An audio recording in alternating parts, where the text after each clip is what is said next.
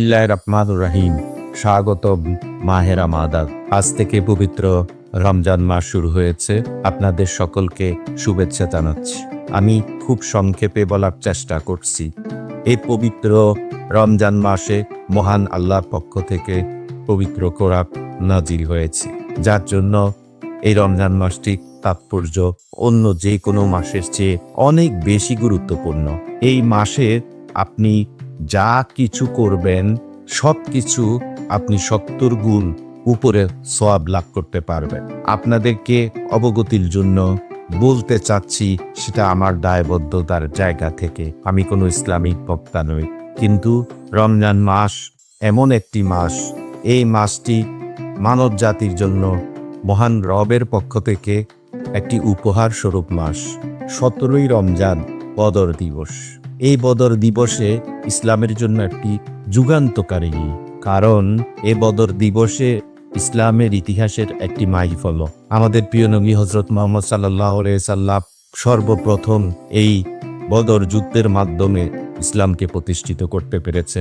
সুসজ্জিত সৈন্যবাহিনীর সামান্য 313 জনে 1000 লোকের বিরুদ্ধে যুদ্ধে অবতীর্ণ হয়ে প্রথমেই মদিনা বিজয় লাভ করে। দ্বিতীয় রয়েছে শেষ দশক। এই শেষ দশকে লাইলাতুল কদর। এই লাইলাতুল কদর এমন একটি বিষয়, আমাদের প্রিয় নবী হযরত মুহাম্মদ সাল্লাল্লাহু আলাইহি ওয়াসাল্লাম উম্মত হিসাবে আমরা স্বল্প হায়াত নিয়ে দুনিয়াতে আসি। সেই জন্য মহান এই শেষ 10 দিনের বেজর রজনীতে সবে কদর নামে একটি রাত রেখেছে, যে কি অত্যন্ত মর্যাদাপূর্ণ। 1000 মাসের চেয়েও অধিক গুরুত্বপূর্ণ এই রাতটি। আমি একটি বিষয়ে স্পষ্ট করে বলে যাই, রমজান মাস দ্বিতীয়বার আর পাবেন কিনা অথবা আমিও পাবো কিনা আমরা কেউই জানি না। রমজান মাসের তাৎপর্য, সবচেয়ে বড় শিক্ষা হলো আমাদের অন্তরের মাঝে সকল ধরনের কুলুষিতা দূর হওয়া, হিংসা বিদ্বেষ সমস্ত কিছু যেন আমাদের মাঝে হারিয়ে সুন্দর একটা সমাজ বিনির্মাণ হয়। আসলে ইসলাম এসব কথাই বলে। আমরা জানি যে ইসলামে পরিপূর্ণ শিক্ষা হচ্ছে একে অন্যের সহযোগিতায় এগিয়ে আসা। তাই আমি বলবো, আপনারা যতটুকু সম্ভব দ্রব্য মূল্য সহ সকল কিছু নিয়ন্ত্রণে রাখলে এই রমজান মাসটি সকলের জন্য অধিকতর সহজ হবে।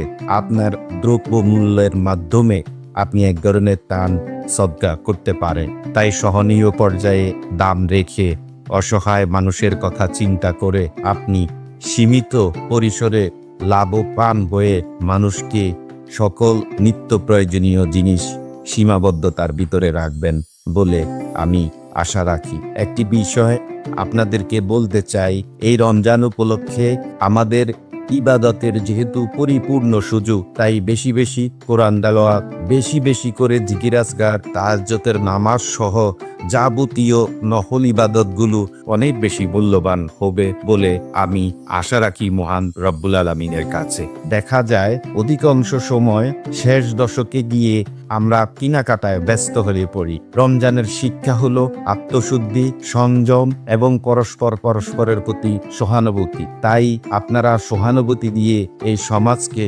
পরিপূর্ণতা দান করবেন বলে আমি আশা করি। আমরা যেন অবহেলায় কোনোভাবেই এই মাসটি আমাদের মাঝ থেকে চলে না যায়। তাই আমরা উল্লাসে না মেতে ইবাদত বন্দিগিতে মেতে থাকার চেষ্টা করব। আমরা শপিংয়ে ব্যস্ত না থেকে আমরা চেষ্টা করব সাধারণ মানুষ, অসহায় মানুষের মুখে হাসি ফোটানোর জন্য যতটুকু আপনার দ্বারা সম্ভব। আমি মনে করি একটি টাকাও যদি আপনি একটি মানুষকে দান করেন, সেটা আপনার জন্য একটি নাজাতের উছিলা হবে। পরকালে জান্নাতের মাঝে আপনার জন্য একটি ঘর তৈরি হবে। আমি সেই জন্য বলবো, আপনারা অবশ্যই এই রমজানের তাৎপর্য সম্পর্কে নিজ থেকে অনুধাবন করে কোরআন ও হাদিসের আলোকে চলার চেষ্টা করবে।